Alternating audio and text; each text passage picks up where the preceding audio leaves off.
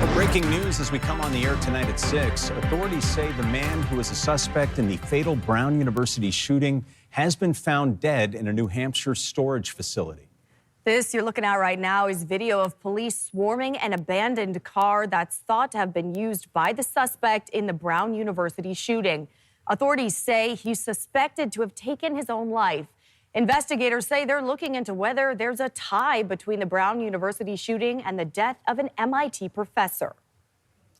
Well, volunteer chefs alongside those displaced by former Typhoon Halong worked today to craft a meal for 200 people. Our Georgina Fernandez tells us tonight what healing effect they say this food will have. If only you could smell this, those sweet and savory aromatics filling this kitchen. I'm making fry bread. I'm making my great-grandmother's recipe. Smells connecting us back home. Like for me, making fry bread is a little bit of home because I'm not from here. And to the generations before us. I want to help the people. On Thursday, through this food, that's the mission. As those displaced by former Typhoon Halong and volunteer chefs work on crafting a feast for 200 people. What is it to seal? Oh, okay. Yeah. Creating a taste of home in this kitchen. And then just stretch it starting in the middle. Like this? Yeah, and then stretch it, start in the middle. Crafting meals like this fry bread. And elk gravy to be served Thursday evening during a potluck at the Alaska Native Heritage Center. Do you think people are going to feel this connection to home tonight eating this food? Yeah. Back home we used to gather stuff, but we gathered out somewhere long in fall time. Volunteers telling us those traditional ingredients used in these meals can be healing. The reason why Alaska Native people are so strong is that they're still connected to the land and to their foods. And so being able to nourish ourselves with our traditional foods and bring back some of that, a little bit of home. The menu includes things like deer, fish, and braised seal. That with a simple taste. It's going amazing. This is perfect. I hope everyone will be full stomach for tonight. I hope everyone will be here for. Has the ability to bring you home. Georgina Fernandez, Alaska's news source. A passenger is accused of trying to open a cabin door on an Alaska Airlines flight last week while 18,000 feet in the air. That's according to court documents.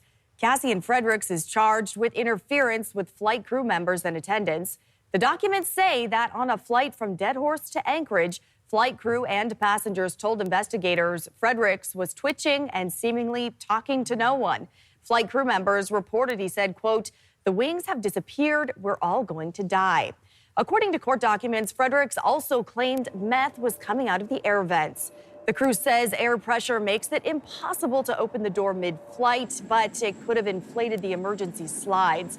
The federal defender representing Fredericks told us today that he's presumed innocent of this crime and did not add details on Fredericks' side of the story. And the wind is picking up tonight in southeast, and this weekend is expected to make for dangerous conditions. Yeah, Chief Meteorologist Melissa Fry joining us now. Melissa, it sounds like this is something people should, start preparing for now? Absolutely, yeah. We are going to see those winds increasing steadily tonight, but then even into the weekend, we'll see both extreme wind and extreme wind chill. Here's a look at those warnings in effect. Again, high wind warnings, extreme cold warnings, and advisories are in place for Skagway, Haines, all the way down into Juneau. Those winds are strong tonight, and temperatures are already cold, but again, it's going to get more extreme as we head into the weekend. Peak gusts so far today at 32 miles per hour in Juneau, 40 in Skagway, 24 in Haines.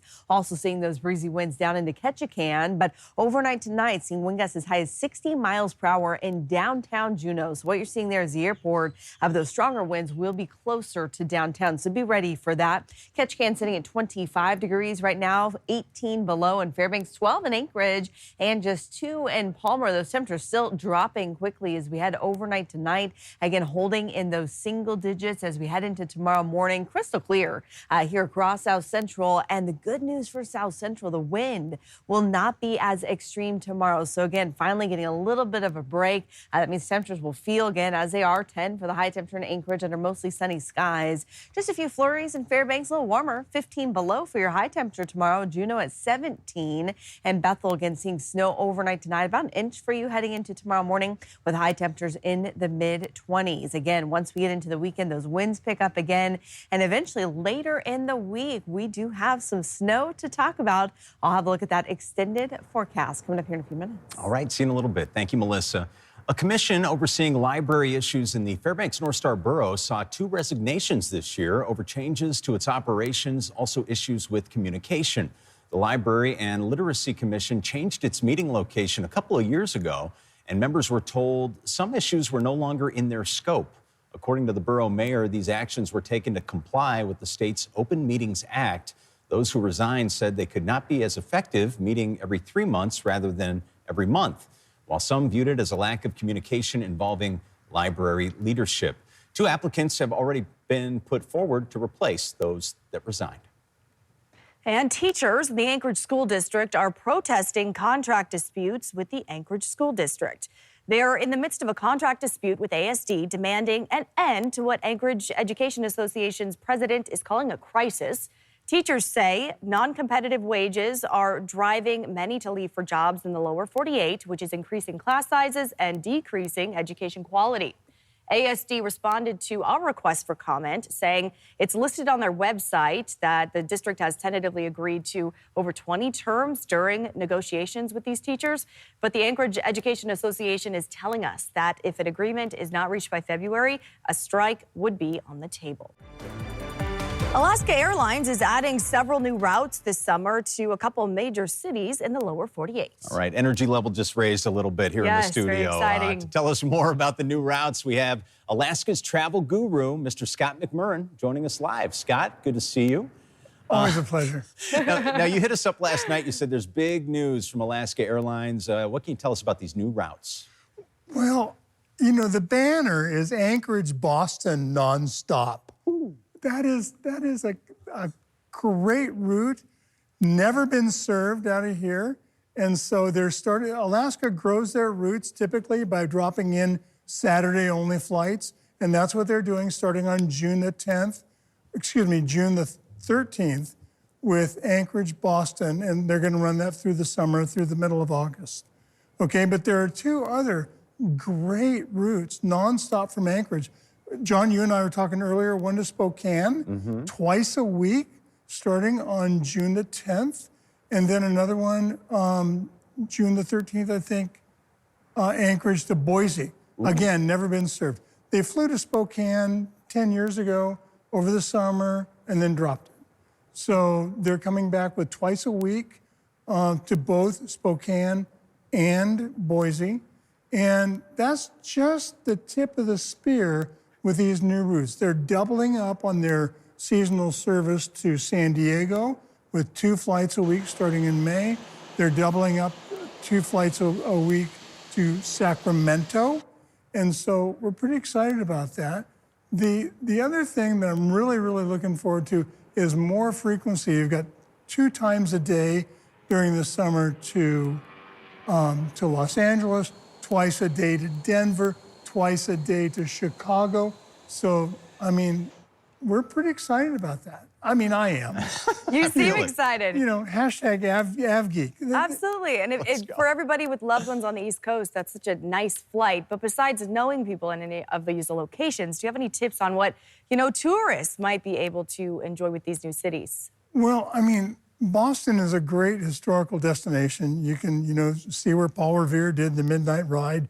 You can go to Faneuil Hall. It's steeped in history.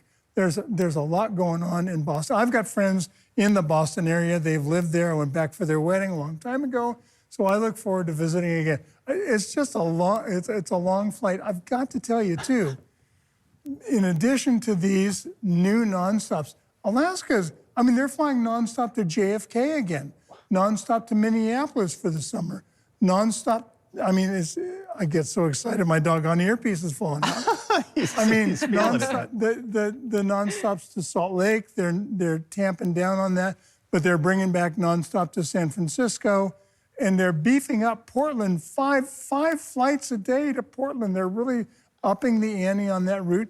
And if you can believe this, 21 flights a day in the summer from Anchorage to Seattle.